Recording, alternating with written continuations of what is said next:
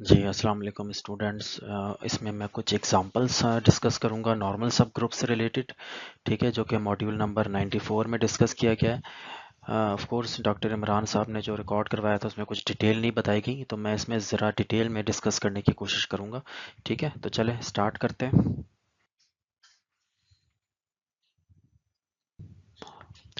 अच्छा, यहाँ पर स्टेटमेंट है यहाँ पर कि any sub group of abelian group are normal sub group. तो इसको ज़रा एक्सप्लेन करने की मैं कोशिश करता हूँ। वैसे तो ये बहुत ही सिंपल सी स्टेटमेंट है कि कोई भी अबिलियन ग्रुप हो और उसका हम कोई सब ग्रुप लेते हैं तो वो हमेशा नॉर्मल सब ग्रुप होता है। तो इसके एक्सप्लेनेशन में सबसे पहले हम ये जानने की कोशिश करते हैं कि अबिलियन ग्रुप होता क्या है। तो इसको मैं स्टेटमेंट में यहाँ लिख देता हूँ ताकि थोड़ा सा आपको रिकॉल हो जाए।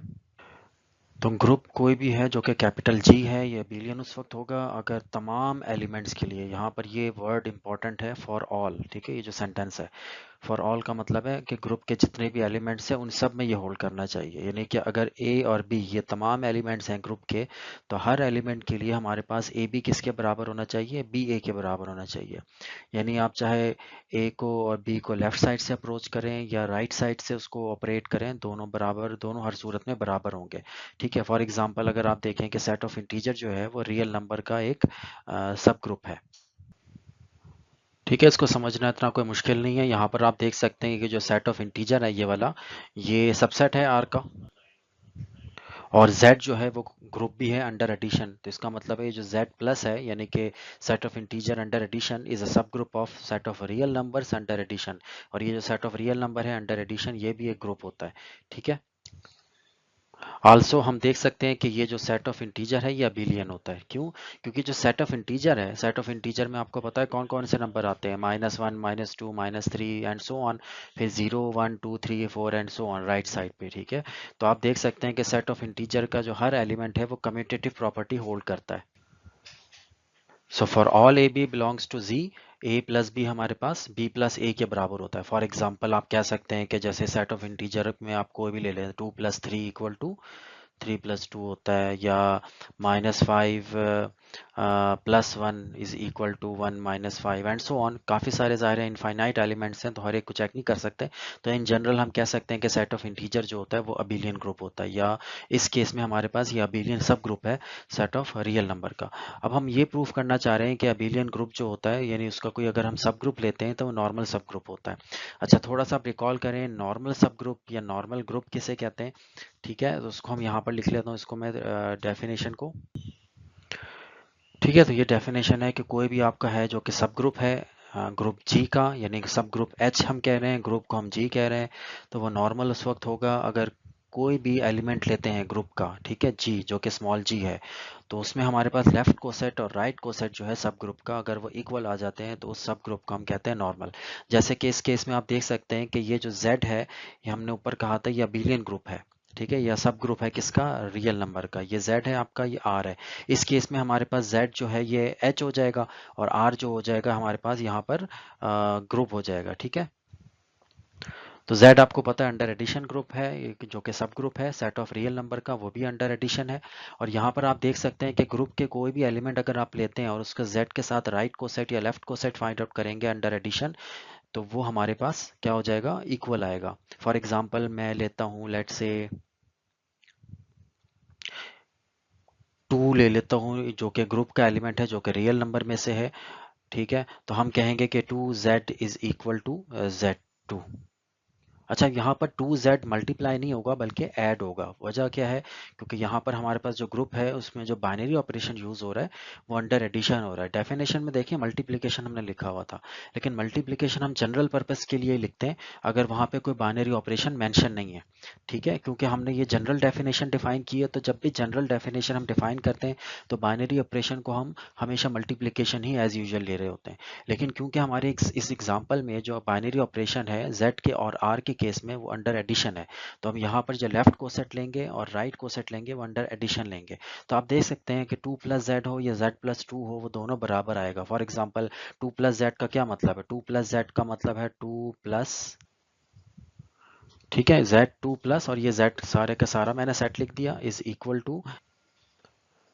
अब चाहे इस सेट के अंदर 2 को तमाम एलिमेंट्स के साथ आप लेफ्ट साइड से मल्टीप्लाई करें या आप यहाँ पर देखें कि इस सेट को 2 से राइट साइड से ऐड करें, आंसर सेम आएगा। जैसे अगर अब मैं देखें 2 प्लस -3 करूँगा तो ये -1 आ जाएगा, यहाँ पर 0 आ जाएगा ऐड करने से, यहाँ पर 1 आ जाएगा, 2 एंड सो ऑन।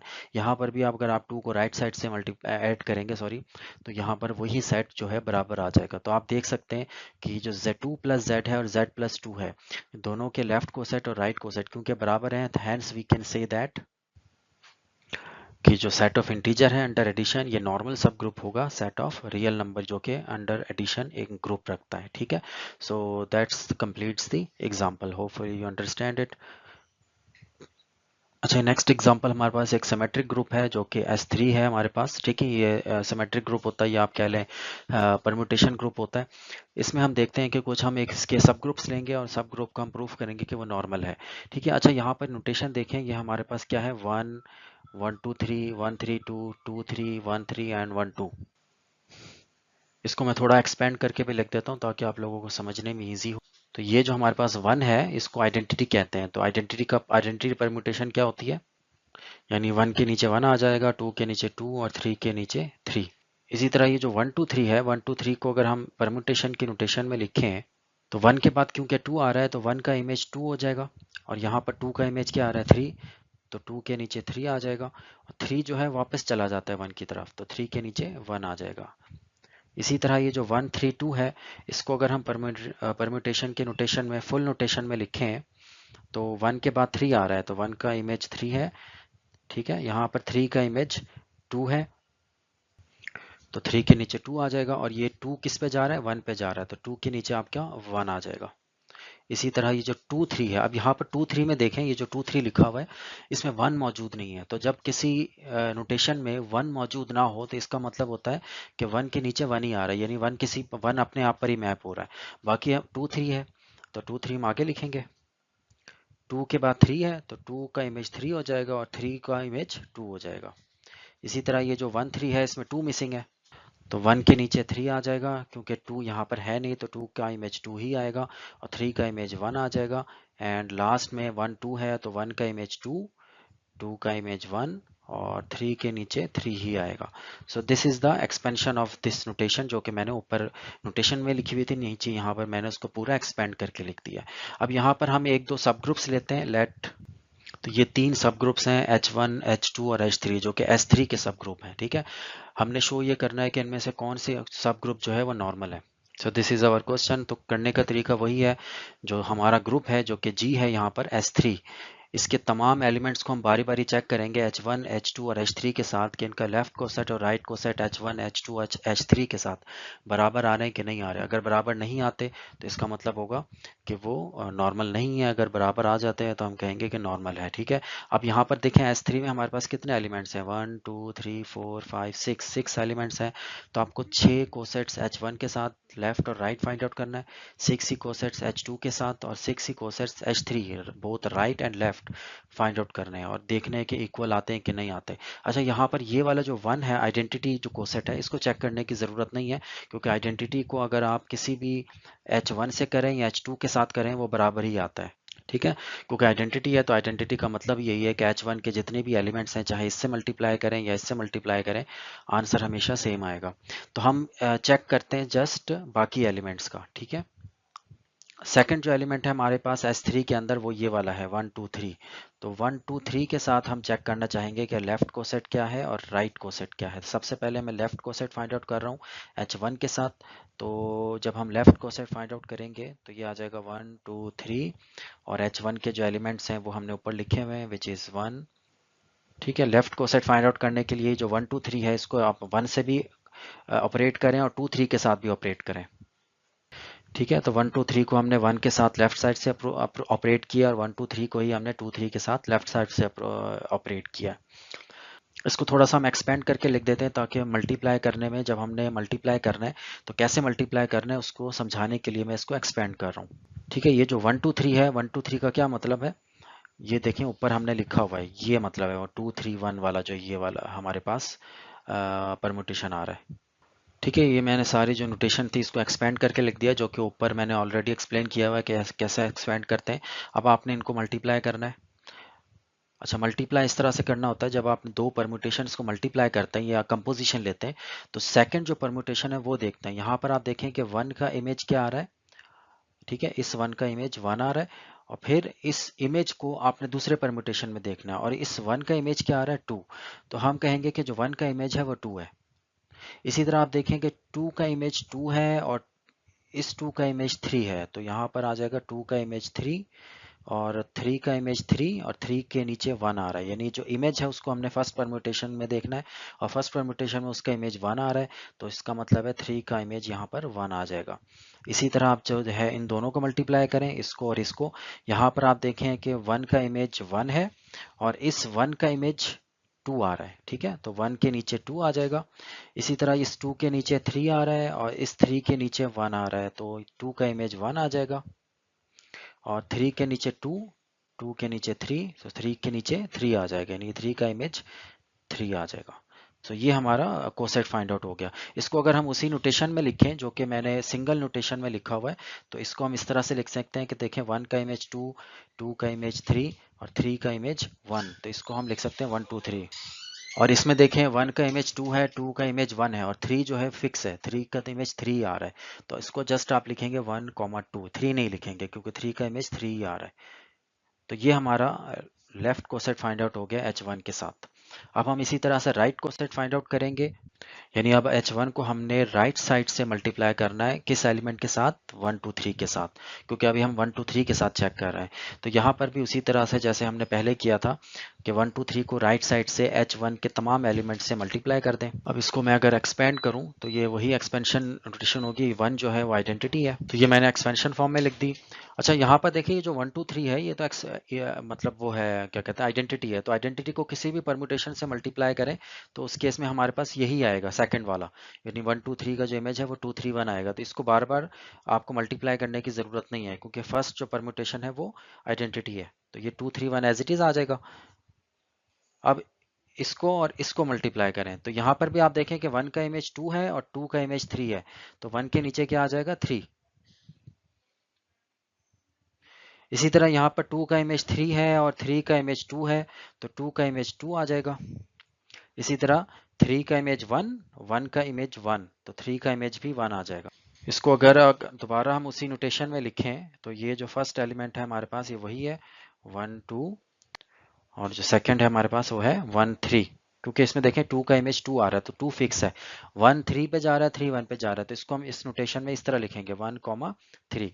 अच्छा, अब आप देख सकते हैं कि लेफ्ट कोसेट और राइट कोसेट बराबर नहीं है, तो हेयर, तो क्योंकि लेफ्ट कोसेट और right coset one two three के साथ जब हमने लिया तो ये बराबर नहीं है, तो हम कह सकते हैं कि H1 is not a normal sub group. अब बाकी जो परम्यूटेशंस हैं S3 के one three two, two three, one three और वन टू, इसके साथ हमें चेक करने की इसलिए ज़रूरत नहीं है क्योंकि एक ही काउंटर एग्जाम्पल आ गई हमारे पास। क्योंकि जो नॉर्मल सब ग्रुप की कंडीशन ये है कि जो लेफ्ट कोसेट और राइट कोसेट है वो ग्रुप के तमाम एलिमेंट्स के साथ भी बराबर आने चाहिए। अब क्योंकि ग्रुप का एक एलिमेंट वन टू थ्री के साथ ये लेफ्ट और राइट कोसेट बराबर नहीं है, so hence we can say that H1 is not a normal subgroup। so ये एग्जांपल यहाँ पर खत्म हुई। अब हम चेक करते हैं सेकंड जो आपका सब ग्रुप है उसको, यानी कि H2 को हम चेक करते हैं इसी तरह से। तो बारी बारी हम क्या करेंगे, लेफ्ट को सेट और राइट को सेट फाइंड आउट करेंगे ग्रुप के जितने भी एलिमेंट्स हैं उनके साथ, किसका, H2 का। तो आइडेंटिटी को आप छोड़ दें, ठीक है, इसके लिए हमें चेक नहीं करना क्योंकि आइडेंटिटी एलिमेंट है, तो आइडेंटिटी का आप लेफ्ट को सेट फाइंड आउट करें या राइट को सेट फाइंड आउट करें तो वो तो हमेशा बराबर ही आएगा, that's why it is called the identity. हम चेक करते हैं वन टू थ्री के साथ, तो वन टू थ्री के साथ मैं सबसे पहले लेफ्ट को सेट फाइंड आउट करता हूँ, ठीक है। तो H2 के अंदर जितने भी एलिमेंट्स थे, दो एलिमेंट्स थे, एक वन और दूसरा वन थ्री, इसको हमने लेफ्ट साइड से वन टू थ्री के साथ मल्टीप्लाई किया। अब इसको आप एक्सपेंड करें, ये जो फर्स्ट एक्सप्रेशन है ब्रैकेट के अंदर, इसको एक्सपेंड करने की जरूरत नहीं है। इसकी वजह यह है कि हम इसका डायरेक्ट आंसर लिख सकते हैं क्योंकि ये जो वन है ये आइडेंटिटी एलिमेंट है, तो जब ये वन टू थ्री के साथ ऑपरेट होगा तो आंसर वही आ जाएगा वन टू थ्री। बाकी हमने वन टू थ्री और वन थ्री को जब एक्सपेंड किया तो ये आ जाएगा वन टू थ्री के नीचे आ जाएगा टू थ्री वन, ठीक है। ये मैंने पहले एक्सप्लेन कर दिया, दोबारा मैं बता देता हूँ। वन का इमेज टू आएगा, टू का इमेज थ्री और थ्री जो है दोबारा वापस वन पर चला जाएगा। इसी तरह ये जो वन थ्री है इसमें टू नहीं है, तो टू का इमेज टू ही आएगा, वन जो है वो थ्री पर जाएगा और थ्री वन पर चला जाएगा, so that's called the image. अब आप इसको मल्टीप्लाई करें। अब आप देखें वन का इमेज क्या आ रहा है यहाँ पर, थ्री, और थ्री का इमेज क्या आ रहा है, वन, तो वन के नीचे आ जाएगा वन।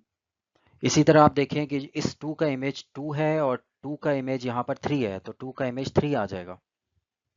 और इसी तरह 3 के नीचे यहाँ पर, इसी तरह आप देखें 3 का इमेज 1 है, 1 का इमेज 2 है, तो 3 का इमेज 2 आ जाएगा। तो अब इसको आप नोटेशन में लिखें तो ये आ जाएगा हमारे पास 1 2 3। ठीक है, 1 के नीचे 1 है तो 1 को हम लिखने की ज़रूरत नहीं है, 2 जो है 3 पर जा रहा है और 3 2 पर जा रहा है, तो इसको हम ब्रैकेट में लिख सकते हैं 2 3। सो ये this is called the left coset. Similarly आपका राइट कोसेट होगा H2 के साथ। ठीक है, H2 के हमारे पास दो एलिमेंट्स थे, एक 1 और 1 3। इसको हमने राइट साइड से 1 2 3 के साथ मल्टीप्लाई किया। अगेन इसको आपने कैलकुलेट करने के लिए एक्सपेंड करना है। फर्स्ट एक्सप्रेशन को एक्सपेंड करने की ज़रूरत नहीं है because we already know the answer. तो 1 2 3 आ जाएगा। बाकी 1 3 का जो है हमारे पास एक्सपेंशन होगी 1 2 3 3 2 1। और 1 2 3 जो है इसका हमारे पास आ जाएगा 1 का इमेज 2, 2 का इमेज 3, 3 का इमेज 1। सो इसको आप मल्टीप्लाई करें तो first one is as it is. अब यहाँ पर देखें 1 के नीचे 2 है और 2 के नीचे यहाँ पर 2 है फर्स्ट ब्रैकेट में, तो 1 के नीचे 2 आ जाएगा। इसी तरह देखें 2 का इमेज 3 है, 3 का इमेज 1 है तो 2 का इमेज 1, 3 का इमेज 1, 1 का इमेज 3, तो 3 के नीचे 3। तो इसको अगर आप नोटेशन में लिखें उसी तरह से सिंगल ब्रैकेट की फॉर्म में तो ये आ जाएगा 1 2 3। यहाँ पर देखें 3 और 3 सेम है, 3 का इमेज ही 3 है तो 1 और 2 चेंज हो रहा है, तो 1 2 आ जाएगा। तो आप यहाँ पर देख सकते हैं कि जो लेफ्ट कोसेट है ये वाला और राइट कोसेट जो ये वाला है ये बराबर नहीं है। So hence we can say that H2 is not a normal sub group. So ये एग्जांपल हमारी कंप्लीट हो जाती है। अब हम चेक करते हैं H3 के केस में। Now we will check whether H3 जो कि सब ग्रुप हमने लिया था पहले, क्या ये नॉर्मल सब ग्रुप है या नहीं है। तो इसके लिए भी हम उसी तरह करेंगे, लेफ्ट कोसेट और राइट कोसेट फाइंड आउट करेंगे। ठीक है, इसमें भी हमने देखें 1 के साथ चेक नहीं करना क्योंकि आइडेंटिटी है तो इसमें लेफ्ट और राइट कोसेट बराबर होगा। आपने चेक करना है 1 2 3 के साथ। तो इसमें ये मैं आप लोगों पे छोड़ रहा हूँ कि आप ये वेरीफाई करें कि जो 1 2 3 का लेफ्ट कोसेट और राइट कोसेट है H1 का ये बराबर नहीं आता। और ये जो H3 है, सॉरी H3 था 1 नहीं था, तो ये भी नॉर्मल सब ग्रुप नहीं होगा। ये मैं आप लोगों पे छोड़ रहा हूँ। अच्छा, मैं एक हमने 3 सब ग्रुप्स लिए और तीनों के तीनों जो है वो नॉर्मल नहीं है। अब हम एक और सब ग्रुप लेते हैं H4। अब हम इसको चेक करते हैं क्या ये नॉर्मल है या नहीं है। तो इसके लिए भी बारी बारी आपने जितने भी S3 के एलिमेंट्स हैं उन सब के साथ H4 का लेफ्ट कोसेट और राइट कोसेट फाइंड आउट करना है। अगेन इस 1 को छोड़ के, क्योंकि आइडेंटिटी है तो इसका लेफ्ट और राइट कोसेट बाय डिफॉल्ट ही बराबर आएगा। हम बाकियों के साथ चेक करते हैं क्या वो बराबर आ रहे हैं कि नहीं आ रहे। ठीक है, तो 1 2 3 का हमने H4 के साथ लेफ्ट कोसेट लिया। ठीक है, तमाम एलिमेंट्स के H4 के अंदर जो भी हैं उनको मैंने लेफ्ट साइड से 1 2 3 के साथ मल्टीप्लाई कर दिया है। अब आप इसको एक्सपेंड करके मल्टीप्लाई करें। ये जो फर्स्ट एलिमेंट है 1 2 3 को 1 से मल्टीप्लाई कर रहे हैं तो ये तो कोई फर्क नहीं पड़ेगा क्योंकि 1 जो है वो आइडेंटिटी एलिमेंट है तो ये सेम आ जाएगा। ठीक है, बाकी जो एलिमेंट्स हैं उनको हम एक्सपेंड कर देते हैं। ये जो 1 2 3 है इसका क्या मतलब है, इसका मतलब है 1 के नीचे 2 आएगा, 2 के नीचे 3 आएगा और 3 के नीचे 1 आ जाएगा। सिमिलरली अगेन 1 2 3, सो 2 3 1 कॉमा अगेन 1 2 3। फिर ये जो 1 3 2 है इसको आप एक्सपेंड करने के लिए 1 2 3 ऊपर लिखें। 1 के बाद क्या आ रहा है 3, तो 1 का इमेज 3 आ गया। 3 के बाद क्या आ रहा है 2, तो 3 का इमेज 2 आ जाएगा। और 2 के बाद कुछ नहीं है तो 2 जो है वो दोबारा 1 पर मैप होगा। ठीक है, तो ये 2 के नीचे 1 आ जाएगा। ओके, अब आप इसको कैलकुलेट करें। 1 का इमेज 2 है, 2 का इमेज 2 है, ठीक है 1 का इमेज 2 है, सॉरी 2 का इमेज 3 है तो 1 के नीचे 3 आ जाएगा। 2 के नीचे 3, 3 के नीचे 1 तो 1, और 3 के नीचे 1, 1 के नीचे 2, सो 3 के नीचे 2 आ गया। फिर कॉमा, इसी तरह 1 के नीचे 3, 3 के नीचे 1 तो ये तरह आ गया 1, 2 के नीचे 1, 1 के नीचे 2 तो ये आ जाएगा 2, और 3 के नीचे 2, 2 के नीचे 3 तो ये आ जाएगा 3। तो इसको अगर आप उसी सिंगल ब्रैकेट के नोटेशन में लिखें तो ये आ जाएगा 1 2 3 कॉमा, ये जो 3 1 2 है इसको आप इस तरह से लिख सकते हैं कि 1 3 2, और ये जो आइडेंटिटी है 1 के नीचे 1 है, 2 के नीचे 2 है, 3 के नीचे 3, आइडेंटिटी को हम जस्ट इस तरह लिखते हैं कि ब्रैकेट के अंदर 1 आ जाता है। ठीक है, तो ये लेफ्ट कोसेट हमने फाइंड आउट कर लिया। अब हम देखते हैं कि इसका राइट कोसेट क्या है। तो ये हमने H4 के जितने भी एलिमेंट्स हैं उसको हमने राइट साइड से मल्टीप्लाई किया 1 2 3 के साथ। ठीक है, तो 1 2 3 जब 1 से मल्टीप्लाई होगा तो ये वही आ जाएगा क्योंकि 1 जो है आइडेंटिटी एलिमेंट है।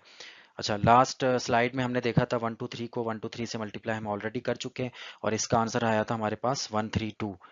तो मैं वहीं से इसका आंसर लिख रहा हूँ। बाकी हमने इन दोनों का मल्टीप्लाई करना है, ठीक है। इसको आप एक्सपेंड कर दें। तो एक्सपेंड हमने कर दिया, अब आप इसको मल्टीप्लाई करें। 123 एज इट इज, 132 भी एज इट इज।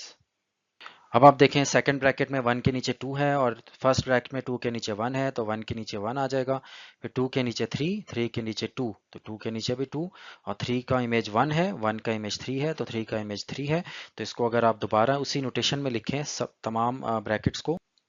अब क्योंकि ये जो लास्ट ब्रैकेट है ये सारा आइडेंटिटी एलिमेंट है, तो इसको हम ऐसे लिख सकते हैं सिंगल वन ब्रैकेट के अंदर। तो आप देखें कि ये वही है जो हमारा लेफ्ट कोसेट था। तो इस H4 के केस में आप देखें कि 1 2 3 के साथ जब हमने लेफ्ट कोसेट लिया और राइट कोसेट लिया, ठीक है, तो वो बराबर आ गए। तो ये हमने एक एक एलिमेंट के साथ हमारा बराबर आ गया। अब बाकी जो एलिमेंट्स हैं वो रह गए हैं। अब हमने किसके साथ चेक करना है? अब हमने चेक करना है कि 1 3 2 के साथ लेफ्ट कोसेट और राइट कोसेट क्या है। 2 3 के साथ भी, 1 3 के साथ भी और 1 2 के साथ भी। हर एक के साथ आपने लेफ्ट कोसेट और राइट कोसेट फाइंड आउट करना है H4 का। तो ये अब क्योंकि इतना टाइम नहीं है मेरे पास, तो ये मैं आप लोगों पे छोड़ रहा हूँ कि आप लोग इसको वेरीफाई करें कि ये बराबर आते हैं कि नहीं आते। तो मैं आप लोगों को पहले ही आंसर बता देता हूँ कि ये बराबर आएंगे। और आएगा किसके बराबर ये मैं यहाँ पर लिख देता हूँ, ठीक है। सो ये मैंने सारे लेफ्ट कोसेट और राइट कोसेट जो रिमेनिंग एलिमेंट्स थे S3 के, उनके साथ मैंने H4 का कैलकुलेट किया है और ये मैंने आंसर इसमें लिख दिए हैं। अब आप लोगों का काम ये है कि इसको वेरीफाई करें और चेक करें क्या ये इक्वल आ रहे हैं कि नहीं आ रहे। तो होपफुली इक्वल आ जाएगा आप लोगों के साथ भी। तो यहाँ से हम कह सकते हैं कि H4 जो है वो एक नॉर्मल सब ग्रुप है। सो होपफुली आप लोगों को ये वीडियो लेक्चर अंडरस्टैंड हो गई होगी। तो इंशाल्लाह नेक्स्ट किसी टॉपिक के साथ मैं मज़ीद वीडियोस बनाऊंगा। तो उस वक्त तक अल्लाह हाफिज़।